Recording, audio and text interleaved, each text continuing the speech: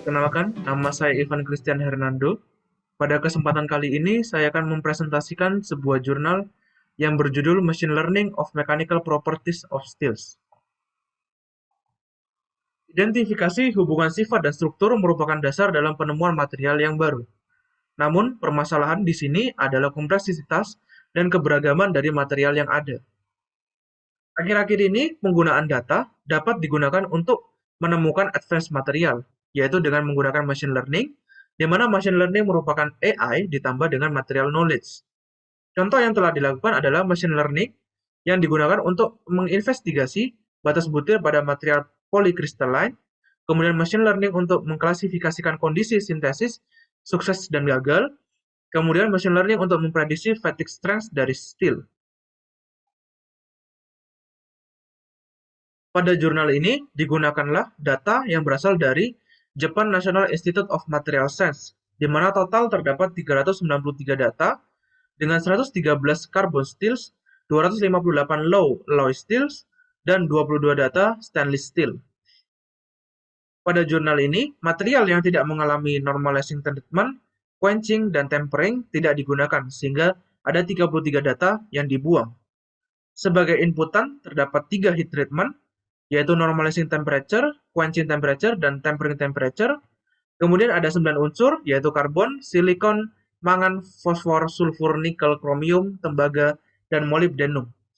Kemudian ada 4 feature tambahan, yaitu reduction ratio, plastic work inclusion, kemudian discontinuous array inclusions, dan isolated inclusion. Sehingga total ada 16 feature sebagai inputan. Kemudian terdapat 4 mechanical properties yang dihasilkan, yaitu fatigue strength, tensile stress, fracture stress, dan hardness. Machine learning yang digunakan menggunakan 4 algoritma, yaitu random forest, linear least square, k-nearest neighbors, architectural neural networks. Kemudian, machine learning dilakukan dengan menggunakan 16 inputan feature yang ada, kemudian data yang ada dibagi menjadi 10 bagian, di mana 9 data untuk training dan 1 untuk testing. Proses ini diulangi sebanyak 10 kali sehingga masing-masing bagian dari data akan menjadi data testing. Kemudian untuk menilai hasil dari machine learning, digunakanlah koefisien korelasi yaitu R dan relative root mean squares errors yaitu RRMSE, di mana semakin besar nilai R dan semakin kecil nilai RRMSE maka semakin baik. Di sini dapat dilihat untuk fatigue stress dengan metode algoritma ANN didapati nilai R yang terbesar dan RRMSE yang terkecil. Begitupun pada tensile strength. Kemudian pada fracture strength didapati yang terbaik terdapat pada metode atau algoritma RF, yang dimana R-nya terbesar dan RMSE-nya terkecil. Kemudian pada hardness didapati ANN kembali menjadi yang terbaik. Selanjutnya adalah memilih feature yang paling berpengaruh untuk digunakan sebagai inputan. Untuk memilihnya digunakan 2 metode, yaitu normalized random forest dan normalized symbolic regression. Pada normalized random forest didapati ada 4 feature yang paling utama yang berpengaruh, yaitu MO, CR, normalizing temperature, dan tempering temperature. Kemudian dengan metode SR didapati 4 feature yang paling berpengaruh, yaitu tempering temperature, C, CR, dan MO. Kemudian dengan menggunakan algoritma-algoritma yang sudah dilakukan sebelumnya, dilakukan lagi dengan inputan yaitu dengan RFI atau SRI. Dan didapati algoritma RF dengan feature dari SRI dapat memprediksi yang paling baik untuk keempat mechanical properties, di mana R-nya lebih besar dari 0,955 dan RRMSE-nya lebih kecil dari 3,25% untuk keempat mechanical properties. Selanjutnya dengan menggunakan SRI, SR dapat memberikan persamaan matematis sebagai berikut, di mana nilai R lebih besar dari 0,9425 dan RRMSE lebih kecil dari 3,75% untuk kesemua mechanical properties. Selanjutnya, dilakukanlah machine learning model based pada atomic features, di mana atomic features digunakan untuk mengeneralisasi predictive power dari ML untuk alloy yang baru.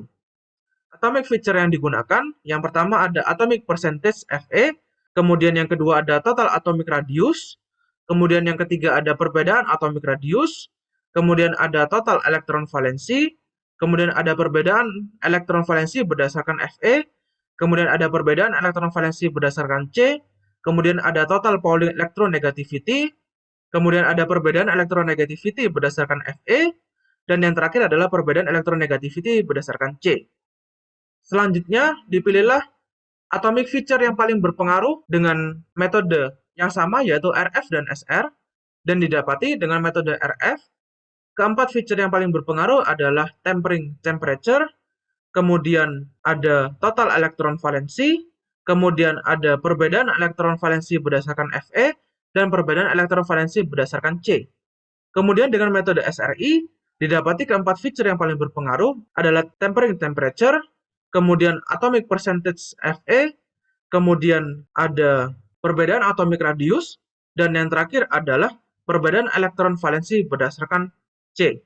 Kemudian dilakukanlah machine learning dengan algoritma RF.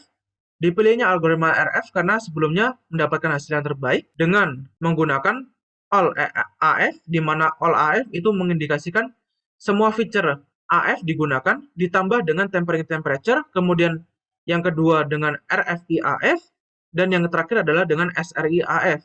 Didapati algoritma RF dapat memprediksi yang terbaik dengan inputan dari SRI AF dengan nilai R lebih besar dari 0,9510 dan RRMSE lebih kecil dari 3,4%.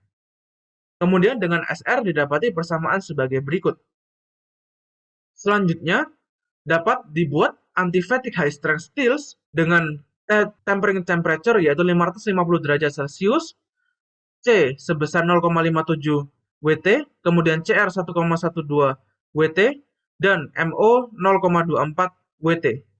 Dan didapati prediksi untuk fatigue strength yaitu 682,5 plus minus 27,5 MPa, di mana yang terbesar pada dataset adalah 643 MPa, kemudian tensile strength yaitu 1286 plus minus 48 MPa, dengan maksimum pada dataset yaitu 1206 MPa, kemudian hardness prediksi 406 plus minus 16 HV, di mana maksimum pada dataset adalah 380 MPa, dan fracture strength yaitu 1922 plus minus 41 MPa, di mana maksimum pada dataset yaitu 1931 MPa, sehingga dari sini didapati sebuah material baru yang lebih baik daripada yang ada di dataset. Demikian presentasi yang dapat saya berikan, kurang lebihnya saya mohon maaf. Terima kasih.